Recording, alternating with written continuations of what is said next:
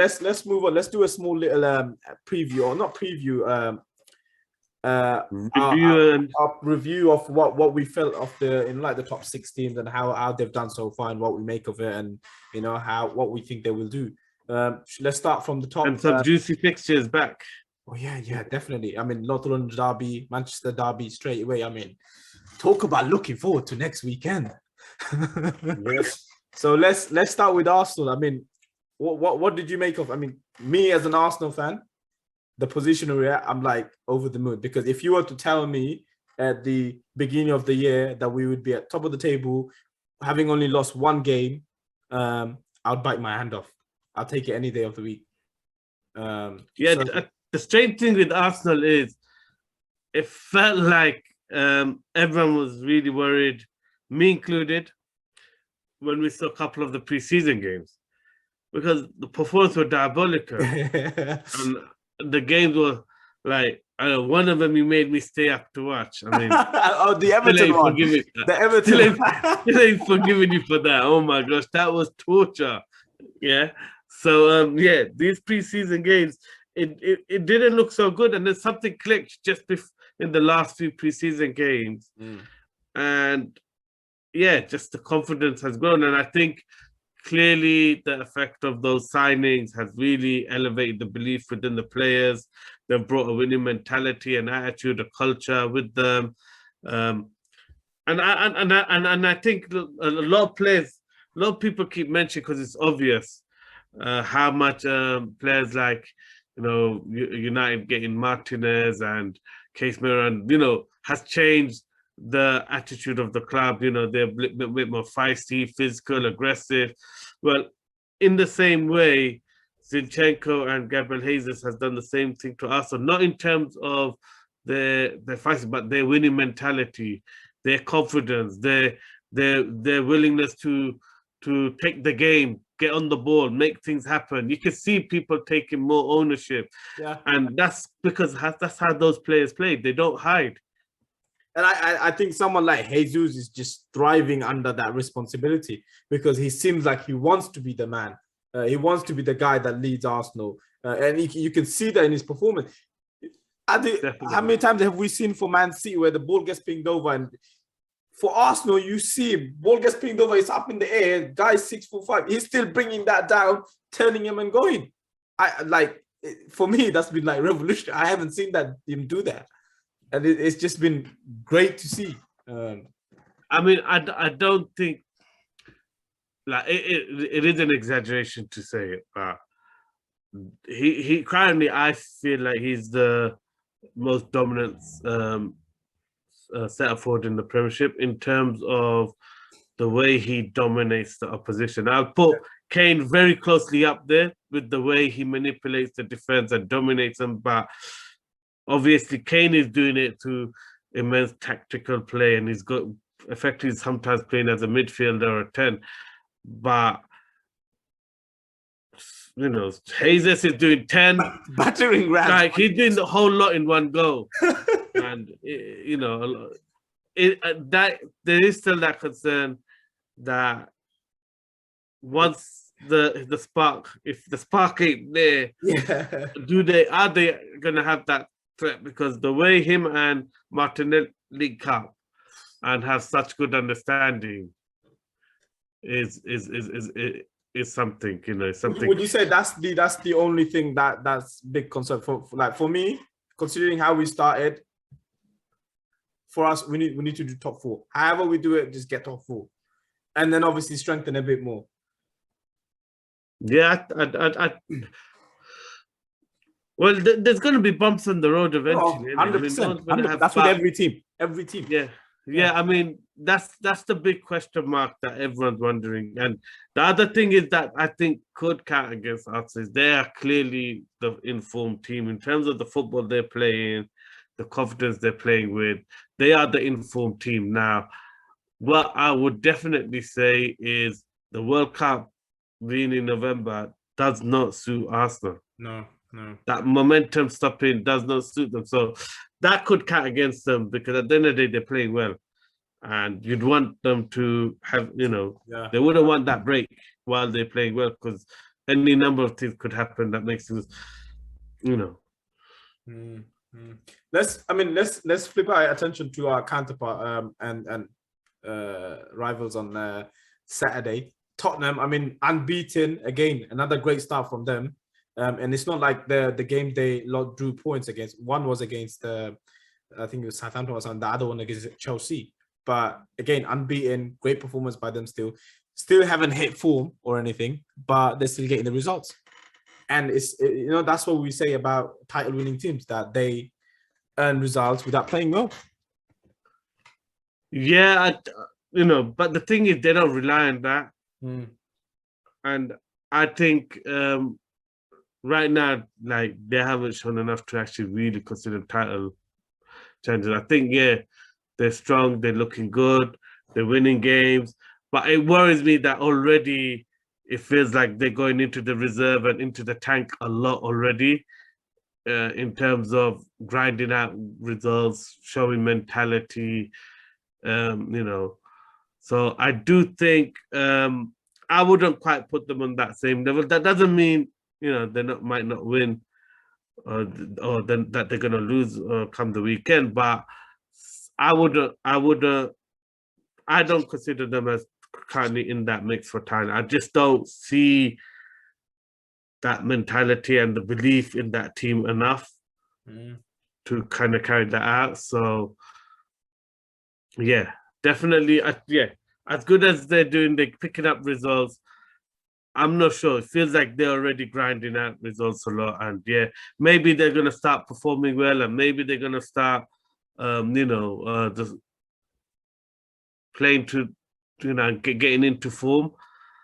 But That's I what I'm don't saying. think that's. I don't think that's the makeup of this team, and I don't think that's the makeup of Thingy's tactics, Conte's tactics. His tactics, yeah. But I mean, he is a difference maker in himself, Conte, because he's done it wherever he's gone. So he does it the way he does it. This is how he does it in terms of playing that pragmatic style, and then countering teams, and nullifying the opposition. Yeah, nullify the opposition, and then pick them off and play to aggression, and they're gonna go for it in the second half. They'll take the first half off so that they can give everything in the second half and really turn the pressure. But again, that physical approach, this is the Premiership. There are teams that prefer that.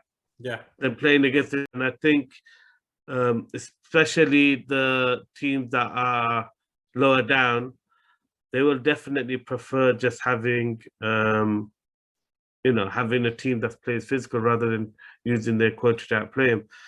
So let's see. Like I said, at the moment, I think they still have a few pieces missing to really be considered title challenge, but they will definitely be very strong. They're in thereabouts, definitely. But I don't know. It still seems like this month of October is going to be so important for all the teams. Because obviously it's not just the fact that they got Premier League, they got Champions League, Europa League, and everything else to handle as well at the same time. So there's going to be a lot of change and injury. So it's going to be good to see how they handle those. Yeah, and that's another thing you have to factor in with Tottenham is they lost against Sporting Lisbon. So they have less margin for error in terms of rotating as much and things like that in the Champions League already because they've dropped points. Yeah. True. Valid point. So yeah, I think let's see. I mean, in terms of how you feeling for the game on the weekend, the North London derby. You know my perceptions of Arsenal. You're gonna be a nervous wreck again. Yeah, literally. But do you know what it is? I know how Arsenal are, and they've so far this season they've proved me wrong in a lot of occasions. And I'm happy. Of course, I'm happy for it. But I can see there are issues still there, like us causing our own problems. I have probably one game I've seen where we haven't caused ourselves own issues, but majority of the games, we're giving away impetus where we had control of the game, we're leading the game, and then we give the opposition a chance. And you give that against a team like Tottenham. Or players like Harry Kane, you got Richarlison and so on. they're going to punish us. They're clinical. And that's my issue is, can we play that perfect game again against them? But don't you think the fact that Martinelli, Jesus, White, not being called up for international duty, not having to travel all day around the world to play a game against, it's a definite benefit. It might be an advantage because obviously you got you got Son, you got Richarlison, who scored 2 goals for Brazil. You got you can also Harry Kane, Dyer. You got all of these guys playing. So I think that plays a factor. But you can I don't know. I just got a feeling there's a different buzz in the Emirates. I just think when it comes to the Emirates Stadium, I got a feeling Arsenal will have a spell where they'll blow away. And the thing is, let's stick to the script and the stats that we've seen all season. Arsenal have started fast most games. Yes. They've scored early most games. Tottenham have started slow most games. They've conceded or taken the first half off. Yeah. And not really created much. So I just think maybe there'll be a blitz from Arsenal, 2 goal up, and then Tottenham will dominate the second half. I hope you're 100% and they're hanging on. But I'm not going to be afraid like you. I think Arsenal I hope you're 100% right, Adil. I think Arsenal will win. Make dua, Adil. Make dua. I think that's going a bit far. Got more precious things to make dua for. But definitely, I think I think it's Arsenal. There's a much better connection between the players and the fans and the club than there has been for a long time. And it's clear to see, right? You can see, like even in the documentary, you can see the connection between the fans, and it's grown. And the fans now kind of resonate with the team. So obviously, that in itself gives a lot of belief to the players. Yep. And I think results do that, but I think more importantly, it's the brand of football. They're trying to play that Wenger Brazilian style again, which I think that's what a lot of the fans that are the young Arsenal fans that are predominantly the main fan base now in Arsenal, especially the ones that go into Emirates, that's what they brought up with. And that's what they want to see. And the fact that Arteta is giving them that and the players are giving them that, and Edu is getting all these Brazilians in, and then on Portuguese players in. That is what they want to see. And I think that more than just the result is what is re-engaged the fans. Definitely. But I mean, again, it's credit to the team, isn't it? Credit to Arteta, Edu, and everyone else at the board, because they are doing it.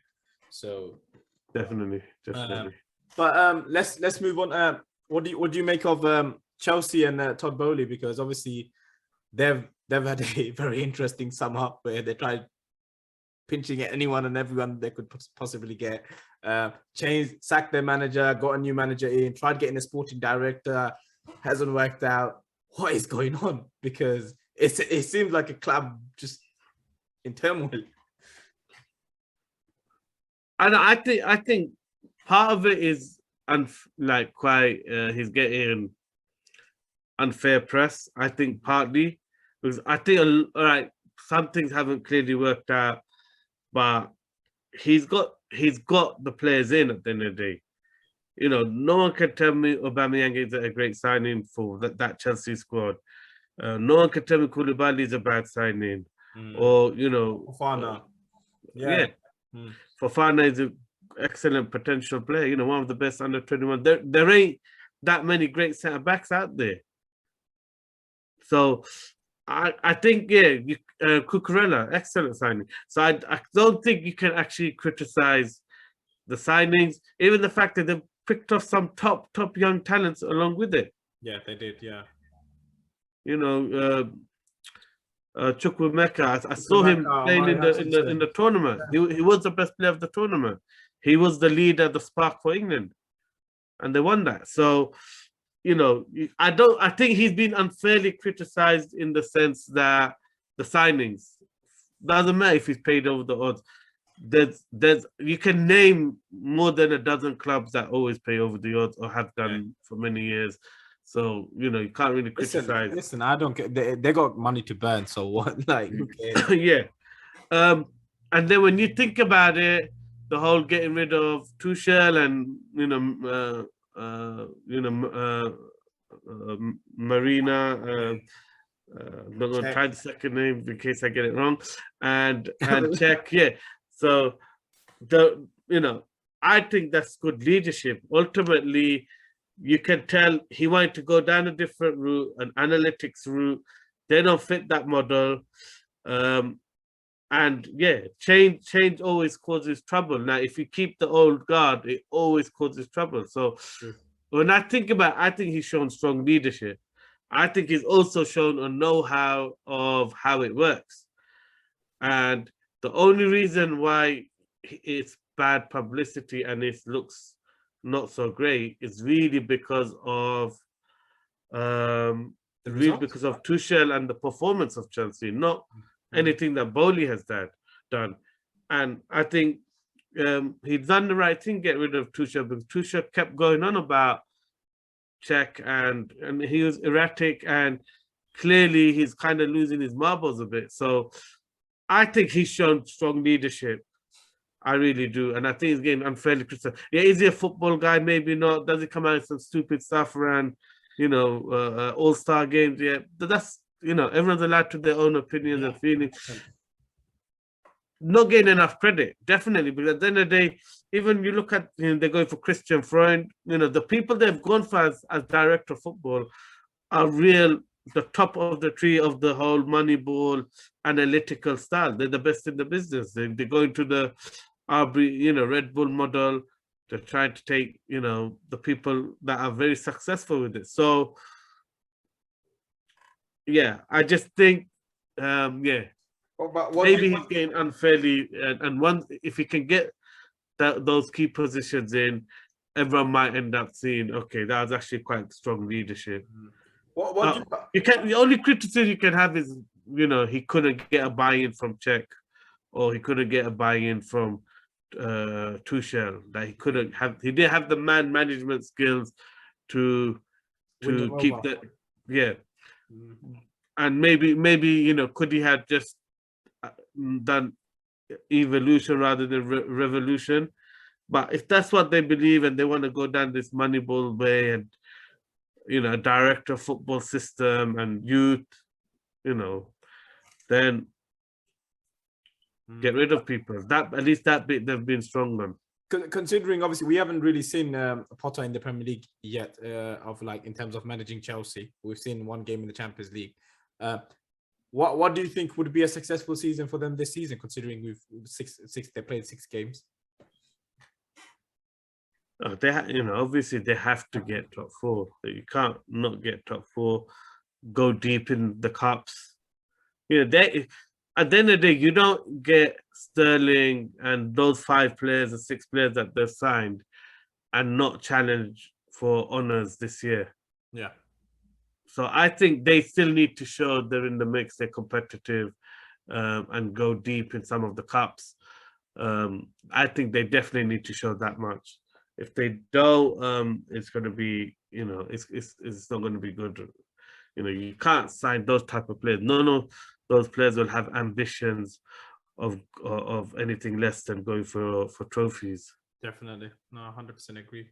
Because for me, thinking the amount of money they spend and the type of players they've brought in, you have to be competing at the top in everything, and especially with the squad they have now.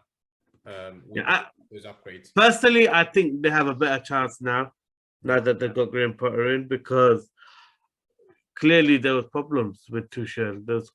He wasn't happy and he was playing too many politics. So I really actually commend what they've done. I think it's strong leadership.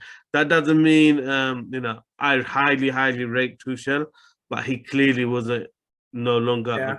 I think he lost that desire, isn't it? I think he lost that. Yeah, and you could tell he's losing the dressing room. He was losing, So I think it's really good the way they've done it. It's shown strong leadership. It's got me more worried with the way they've gone on than anything, because they've paid off deals to get players. That's a mentality. And then that's a mentality of, we're going to get what we want. And I just think they've shown a lot of good, strong leadership.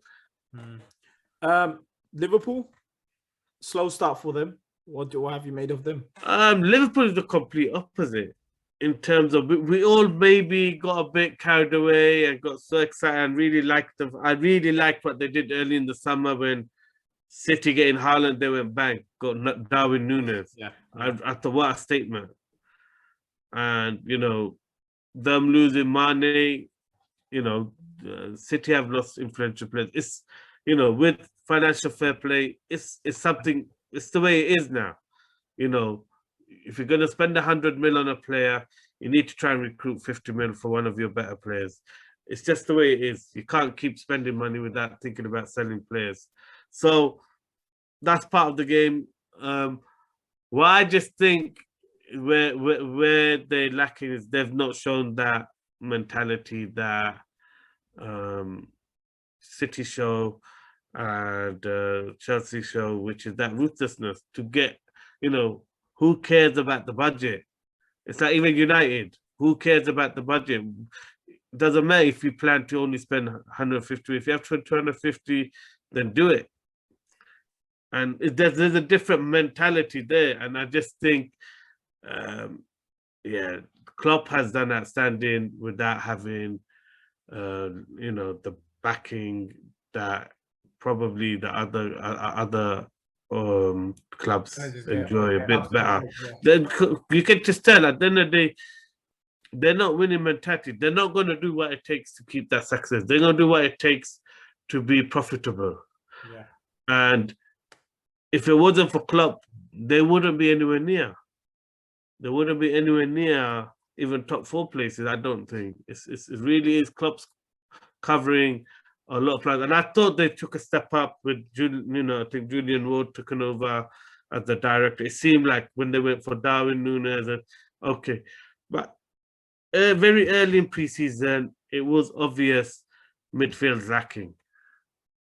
You need to do some moving and shaking there. Especially with the amount of injuries they get in midfield, because you look at Oxlade-Chamberlain, Keita, Thiago, Milner's, he's old now. What's his name? They're all injury prone. They're all injury prone. So and Henderson. What is Liverpool's biggest strength? Their biggest strength is their biggest creativity is their counter pressing, is their kicking pressing, is their so I just think it started promising for them, and maybe the club and you can see the desperation. They were linked with so many loan signings, and then they end up with Arthur. So what does that tell you? They always needed a midfielder, and then they go for a midfielder that does not suit their system. He's not a physical player. He's not a pressing player. I understand they wanted someone who can do the role of Thiago and dictate play a bit more. But there's loads of players like that. You could have got who is it? The Wolves player. Núñez, Matheus Núñez. Yeah. There's so many. Not just the using his example. Play deeper.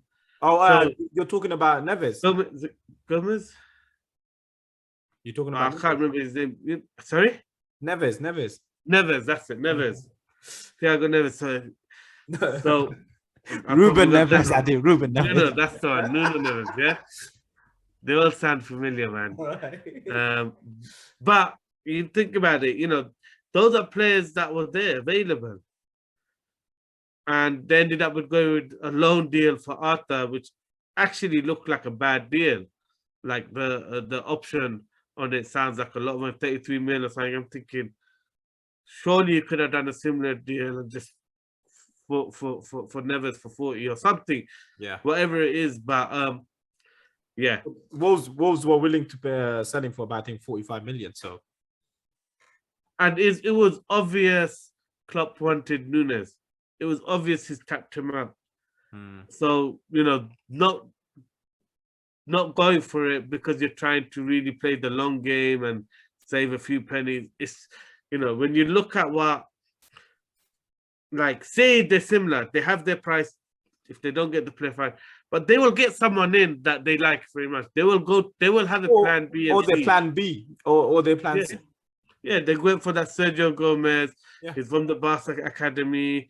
He's played under company, so he knows the system, similar type of system. Because Few games he's they played. went for Cucurella, right? And Yeah. obviously they were They weren't outmatched. willing to pay the So, money, yeah, the exactly. 50 So mil. they went for the next one. Bam. But they got someone in, innit? That they're happy with and they're gonna And develop. also, if you look at Manuel Akanji, they were lacking in defense because the defenders were injured. They got Akanji in. Yeah. So I don't know. Like I said, Liverpool, I think I thought they might have changed their approach looking at the way they started in the summer, but they didn't continue it. So yes, yeah. I think they still will be there and thereabouts. They're still too strong. And Klopp is he's just a genius.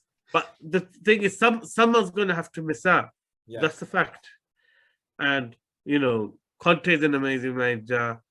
Arteta's a good manager. What he did when he first went there, he won cups. He shows he can win things. Pep, is top quality. Ten Hag is good quality. Klopp is top quality. But someone is going to miss out. Yeah. And when you look at the way things are going, you can't say you're not. First time you're going to say actually Liverpool is in that mix. I They might not get top 4. I don't know. Nah. So I looking at the games. Yeah. They're not really creating much. Salah is not involved in the attack. I just think there's a lot of things that just don't seem right. Jota's being back is going to make a huge difference. Jota being back is going to make a huge difference if he starts playing. I think that's the key. Obviously, Jota being back. Yeah. So it gives them greater flexibility. Maybe Matip's back as well. So again, those things will help because Matip's been their best defender for the last over a year and a bit. Yeah, but I still think they needed to get a fresh blood into midfield. I'm not convinced with this. I was tempted to say it many times. This absurd claim. Pep Linders, the assistant, must be the biggest gassers in football, man. When I read him going on, Elliot is like Iniesta. What did you say? Yeah, it's a good few months ago, but he was comparing Javi Elliott to Iniesta and saying this similar qualities. It's just ridiculous. Wow. It's ridiculous. I think he should be in the England squad then because we need that Iniesta. But I'm not convinced by this whole Javi Elliott playing on the right side, and just the balance doesn't look right. Trent's getting exposed more because of it, because he hasn't got Henderson filling in for him. And so I don't know. And I just think Javi Elliott also eats into Salah. A bit of Salah space. And then you got Nunes and, not creating the space for Salah as much. So they got things that they need to figure out, I mean, definitely. Let's look at the Manchester derby.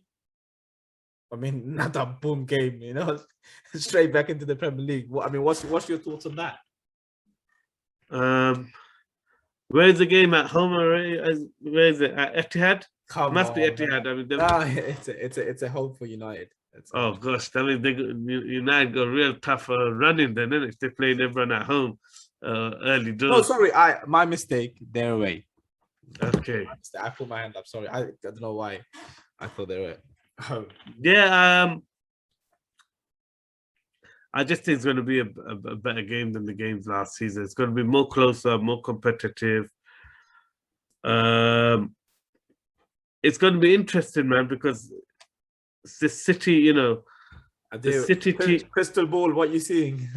Yeah, I think City will win. Ultimately, City will win. I think they just got too much firepower. As good as United's recovery has been, I think the big games were at home.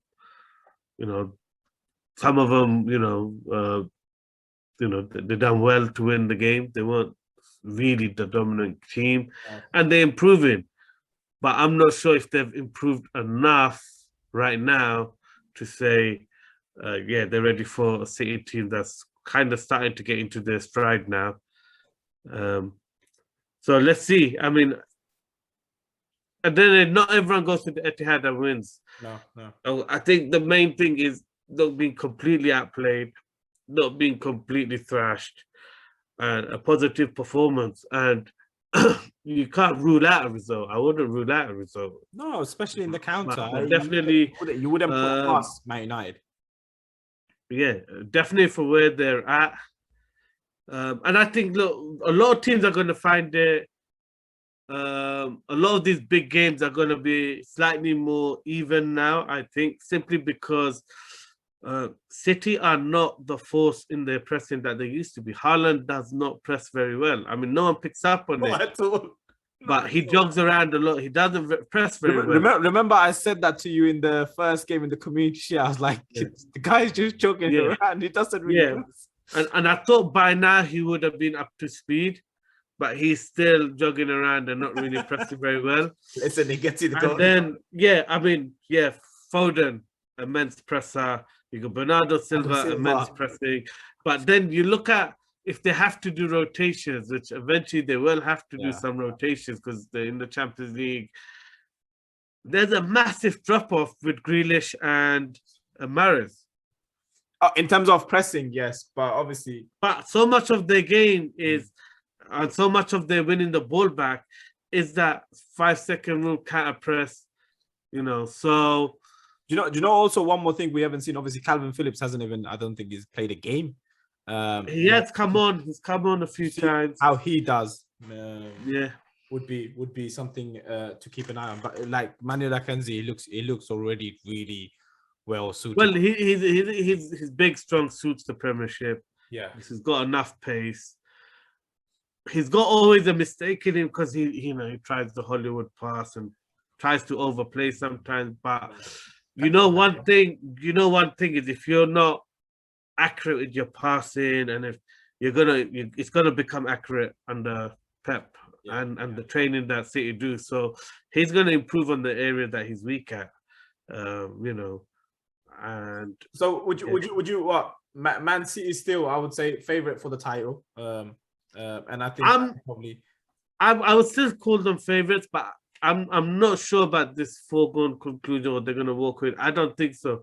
I've watched them play and they're not as dominant as what I think the team that I saw last year, especially. I think that pressing thing is a factor. Teams, if they choose to be brave and go and attack them like Newcastle did, I think they're more vulnerable than they used to be, and I think they accept that. They accept that maybe it's gonna be a bit more 50-50. They're scoring more goals at him. Yeah. So, but not all the teams have attacked them. But when Newcastle went at him, Newcastle had loads of good chances and probably should have put that game to bed. Again, Pep's tactics, subs, that's what brought City back into that game. So I just think definitely they're the favourites, but I don't think they're going to walk away with it. Everyone else has to really mess up for them to, but I think they will drop points. The all-conquering City that we've come to see before. What do you make United and their chances for top four? I mean, because obviously, considering the start and where they are now, it just looks a day-night difference. I think it's putting building blocks in place. I think it's the signings they've made have clearly closed the gap. You feel like there's more gaps in that squad still. You still feel like they haven't got a prolific goal scorer. Even though they got Ronaldo, he's probably not the main guy in Ten Hag's system. If Martial's fit, probably he prefers Martial over Ronaldo. That there's things like that still needs to be seen. But I mean, they've got a chance simply because of the way the club has backed Ten Hag. They've got a chance. Before you wouldn't even say top 6. but now you say they're in that. That's what I'm saying. Just, Some a good team and a good manager, because I don't see any of the top six traditional big six have weak managers. They're all top managers. They're all staff that players, managers that have won stuff. Sorry? That's a big praise for Arteta. He called him top manager. Yeah, well, he's won stuff, isn't it? He's already proven that he can win. Yeah. Well, he won the FA Cup, didn't he? Yeah, he won the FA Cup. So, and they played good, and that was against City that were playing really well at the time. So, you know, yeah, he's not on exactly the same level as that, but he's still won stuff. He's still proven he can win things. So, I just think, yeah, they're all managers that know what they're doing. So it's going to be interesting to see. I'm just looking at the table. It just Look, we're going to be changing our predictions every other week, man. This top four question. I'm still sticking with City to win the league. I said at the beginning of the year. I've made the blunder of going with Liverpool, so I'm still sticking with them, even though I'm now saying City at the. I'm out of stubbornness. I'm going to stick with City. I mean Liverpool. Hopefully, maybe they might. Oh, please allow it. But like, listen. I'd love to hear what the people are watching, what they think, or what they make of how their club's done so far, and what they think their clubs could achieve. So do let us know. Also, do let us know if you have any questions or any thoughts on the subject matters that we discussed, or if you have any questions that you want us to answer or speak about, or if there's a topic. So do let us know in the comment section or Instagram or any of our social media platforms. Adi, I don't know if you want to add anything else. No, definitely we do enjoy everyone's comments. Yeah, definitely. So please make sure you carry on, make sure that you like, share, and subscribe to our videos. And we really do appreciate it. And thank you for watching. And Adil, thank you for coming on. And we'll see you soon. Thank you.